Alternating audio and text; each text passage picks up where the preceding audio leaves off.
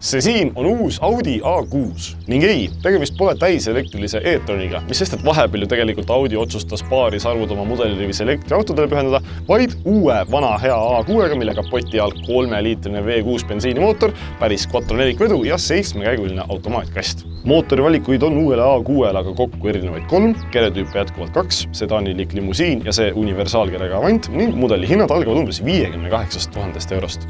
Siinne V6 on kusjuures uue A6 kõige võimsam valik, 270 kW, 550 Nm, 0–4,7 sekundiga ning tippkiiruseks 250 km tunnis. Suured muutused saavad alguse loomulikult välisilmest, kus on lahti lastud konservatiivsusest, mille tulemusel ilme kujunenud märgatavalt futuristlikumaks ja sportlikumaks. Isiklikult nimetaks selle võib-olla isegi hetkel kõige kaunimaks universaaliks turul. Omapärased lehtmetallist elemendid esituledes, kuni 21-tollised valuväljad, peetud ukselingid ja soft close, päris väljalase, väga stiilsed ja detailsed tagatuled ning konfigureeritavad signatuurid esi- ja tagatuledes. Samuti on tuled innovaatiliselt informatiivsed, kuvades näiteks ohutulede korral sisedisainis selliseid kolmnurkasid.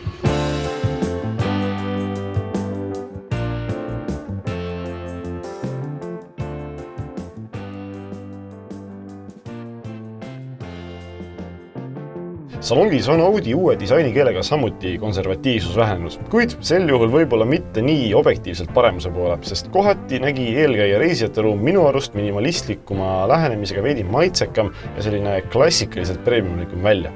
Ma ei väida, et uuel disainil tegelikult midagi otseselt viga oleks. Materjalide valik on hea, ehituskvaliteet tasemel ning kasutajakogemus tervikuna meeldiv, kuid suurte ja siledate ekraanide mõjul on üleüldiselt vähem ruumi jäänud sellisele omapärasele stiilile ja disainile. Samas, nii palju kui seda füüsilist disaini siin on, siis see on ikkagi kõik väga detailideni läbimõeldult ja viisakalt lahendatud. Istmed on väga toekad ja mugavad ning parajalt korvikad, lai reguleerimisulatus võimaldab meelepärase ja sõiduautolikult madala asendi leida igat kasvu reisijatel ning mugavusfunktsioonidest olemas kõik ootuspärane. Soojendus, jahutus, mälu ja massaaž.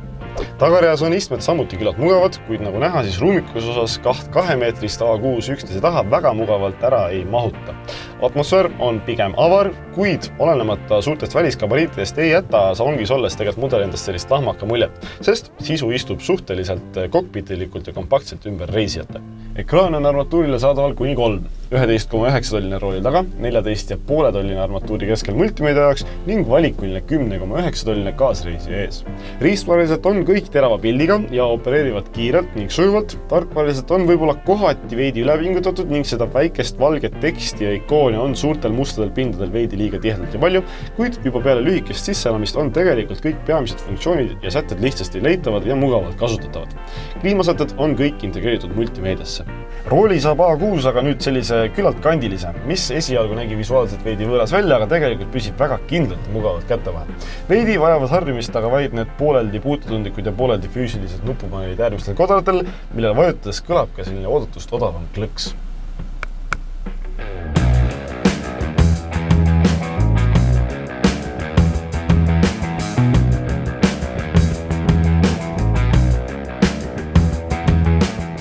Jõudluse osas 270 kW-st A6 kindlasti aeglaseks pidada ei saa. Mootorid reageerivad pedaalimistele kiirelt ning tõmme on läbivalt tugev ja jõuline. Päris sportlikuks ma seda ajamit küll võib-olla ei nimetaks, kuid A6 suuruse ja massiga saab ta küll praktiliselt veatult hakkama. 7-käiguline automaatkast vajab järskudel pedaalimistel veidi mõtlemisaega, kuid vahetab käike läbivalt kiirelt ja sujuvalt. Kvaliteetse sõidu eest vastutab uue A6 puhul aga enim adaptiivse õhkvedustusega veermik, mis pakub läbivalt väga mõnusat sõidukogemust.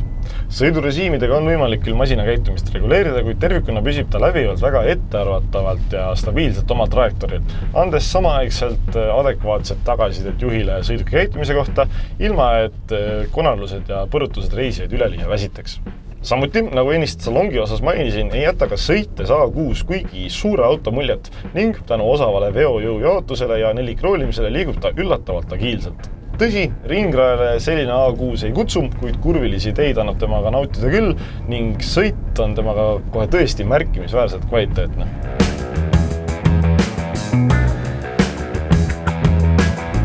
Seega selline ta on Audi uus sooritus äriklassi universaalide konkurentsi. Kaunis, mugav ja lihtsasti tarbitav tervik, mis valmis sisuliselt igaks väljakutseks. Kui tahad uue A6 kohta aga rohkem teada saada, leiad täispika loo teksti vormis ikka Autojaama kodulehelt.